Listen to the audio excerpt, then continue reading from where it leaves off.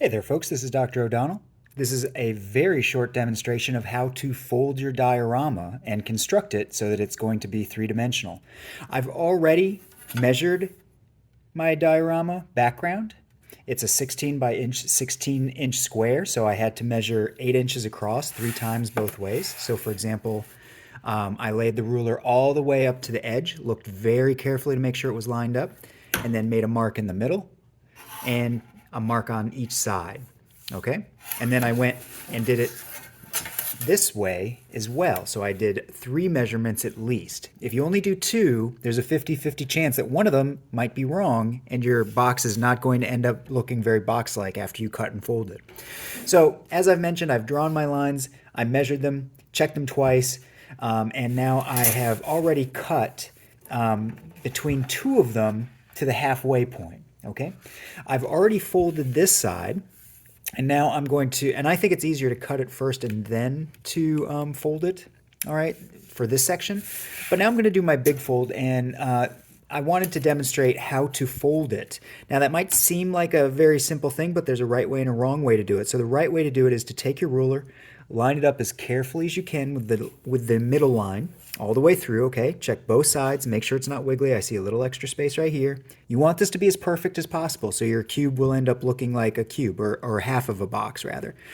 You're gonna press down very hard. You're gonna put the meat of your hand, not just your fingers, but the meat of your hand and your fingers down on the ruler as tightly as you possibly can. And then what I'm doing is I'm sliding my hand under the board. I'm not folding yet. I'm just bending it to get my hand up against the edge of the ruler. And then I'm pushing the paper gently up against the edge of the ruler. I've got to hold it down super strong, so I am standing up. This is very difficult to do if you are sitting in your seat. You need leverage, okay?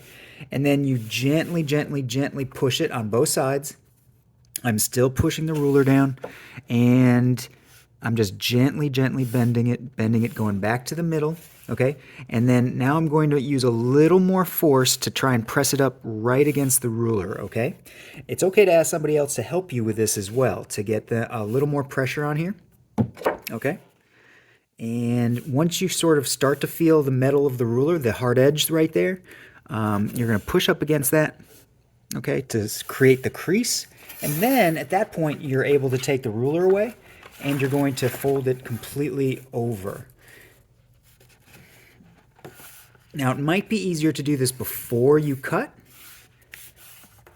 but I was able to do it after I cut as well, okay? So now you've got it folded like this, and the very last step is to take the 2 parts that you have cut between,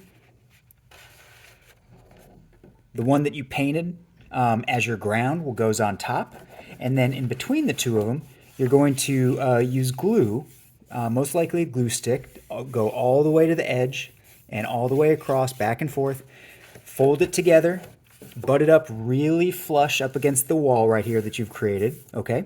Make sure it's tight up against that edge, and then hold it down with your hand for about, at least count to 30, at least, maybe 60.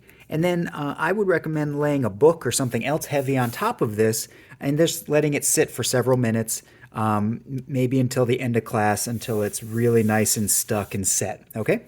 And once that happens, you will have your half cube, your diorama for your background done, or at least constructed, all right?